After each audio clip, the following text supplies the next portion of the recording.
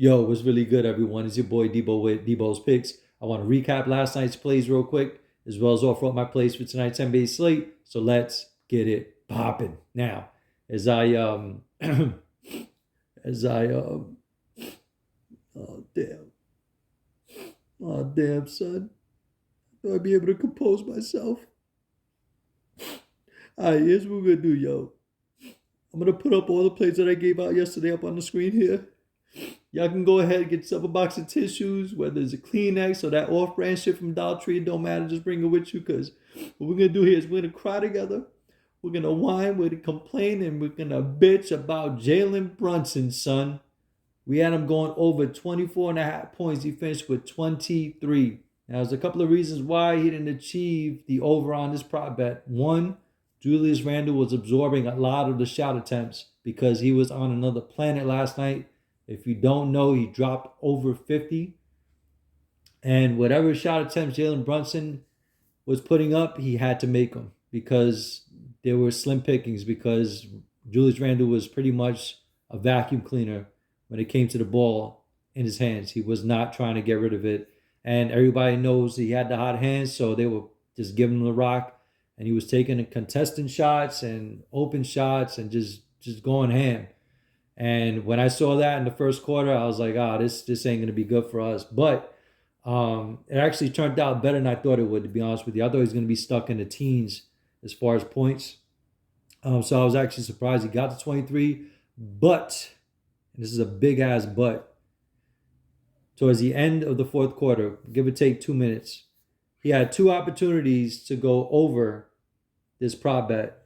One of them, a little fadeaway jump shot from the baseline, which I didn't think he was going to make, but is a shot he normally can make, but he missed it, and I give him that. It is what it is. It wasn't an easy shot, but he drove into the lane on another attempt, got into the paint, threw up a little baby floater about 2 feet from the rim, son. I could smell the net. I could smell that nylon, son. My heart was beating all over the place, slow motion.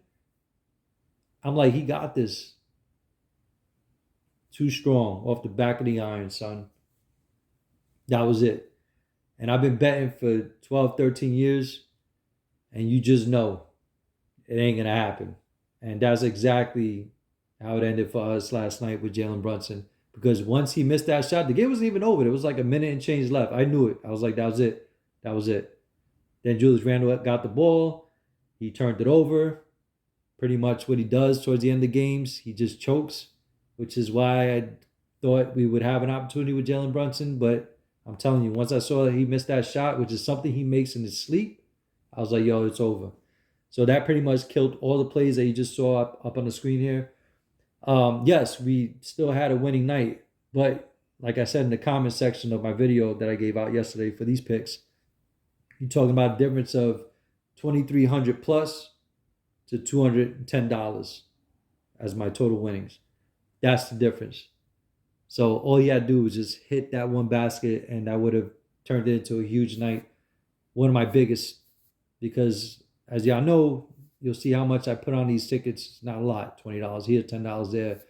I'm not trying to hit the home run, so to speak. You know what I'm saying? I'm trying to live to bet another day while trying to win along the way as well. So that's just my mantra.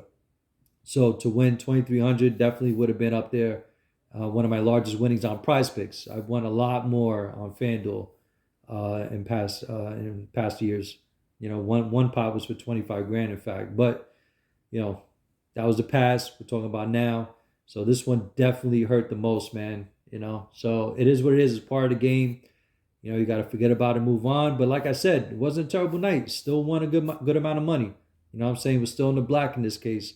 So with that said, I want to keep it rolling with tonight's plays. Now, it's a little tricky because it took them a minute to put up some of the plays I like, but there were a lot that came out that I liked very much. The only problem is I was really waiting on Trae Young. He did come up on there on the board. And I'm like, you know what? DeJounte Murray is a game time decision. It was about, I would say about an hour and a half ago. And I'm like, I don't know, because if DeJounte Murray's in, He plays a lot of minutes. He plays actually a lot more minutes than Trae Young. So he's on the court for a lot of the possessions, which takes away from Trae Young, even though he's still productive from a points and assist standpoint. So I was kind of iffy on it. So I started taking Trae Young's first half PRA on a couple of plays. But now I think he's back on the board now. And if he is, obviously he's up probably a point or two, give or take. Whether it's got to be on the points. I don't think his assists get affected. If anything, it should remain the same or go down, but I doubt it will. So you'll probably be staying at 11 for his assists, which is what I saw it at an hour and a half ago. His points were at 27 and a half, so it might get bumped up to 28 or 29 and a half, depending on how the books are going to see it move. But as I say, the plays are coming up on the screen here. You'll see what I like. Bradley Beal, you guys know I don't usually go the less route or the under in this case. But Bradley Beal, I know it sounds crazy. No Kuzma. There's definitely going to be more shots to be had for everyone else on the offensive side of things. I just don't think Bradley Beal is going to be the one that's going to take the I guess pretty much take advantage of the opportunity of Kuzma being absent. I think it's going to be Kristaps Porzingis. So that's why you see Bradley Beal's PRA under 37 and a half. So even if he does score, I don't expect him to pass the ball a lot. Bradley Beal hasn't been the most efficient scorer either. So I really don't feel confident with him going over 26 and a half points. Not saying he can't do it, but if he does, that means he's not passing the ball much. So the assists aren't there and the rebounds. He's not really a great rebounding guard either. So that's why I took his PRA under, not his points. I obviously took Kristaps points to go over, Donovan Mitchell to go over 26 and a half. Now, CJ McCollum, I love this prop bet. I love the spot for him against the Spurs. Obviously, the Spurs are inside the top five, or I believe they're actually number one in giving up the most assists to opposing point guards per game. The problem is not that CJ McCollum can't make it happen. He definitely can. The problem is he's not a true point guard. You know what I'm saying? So he may have a night where you'll see his last five games on Prizepicks and what he did in regards to the assists. He's gone over it 3 out of the 5 times in recent games. The problem is, like I say, he's not a true point guard, and he's definitely looking to score. He's adapted to the role pretty well, though, considering that he's really a two guard. But I'm still going to take it. It's really low, 6.5 in my opinion. The Pelicans can get hot on the shooting side of things, and that can help McCollum get his assist up. I obviously love Brandon Ingram in the spot to go over his points, and Jason Tatum to go over his. And he got bumped up to 29 and a half, so that sucks. So right now, if y'all seen this video, it's at 29 and a half now. And whatever Trae Young is, I haven't checked it out yet. He's up too as well. And then you'll see that I also have one with Mikal Bridges Taco Tuesday discount of points at 20 and a half. And I threw in Donovan Mitchell, Trae Young's first half PRA at 21 and a half, probably now at 22, 23 and a half, give or take. I don't know what the books got it at. And CJ McCollum's assists, Tatum's first half PRA at 20 and a half. Now, I'm going to tell you 2 reasons why I like the first half PRA of Jason Tatum. He's been in a bit of a slump, so he's due for a bounce back. That's number one. Number two, it dropped down from his average of 22 and a half, which has been for the past several games. Now it's down to 20 and a half because he hasn't been hitting it. And the Sacramento Kings are pretty much in the bottom in the league again, and as far as defensive efficiency. However, in the second half, they tend to turn it on a bit more. So the defense actually clamps down as the game pretty much goes on. So in the first half, I expect Tatum to take full advantage of the Sacramento Kings. They are in the bottom of the league again, like I said, in defensive efficiency. So give me Tatum to go over his first half PRA.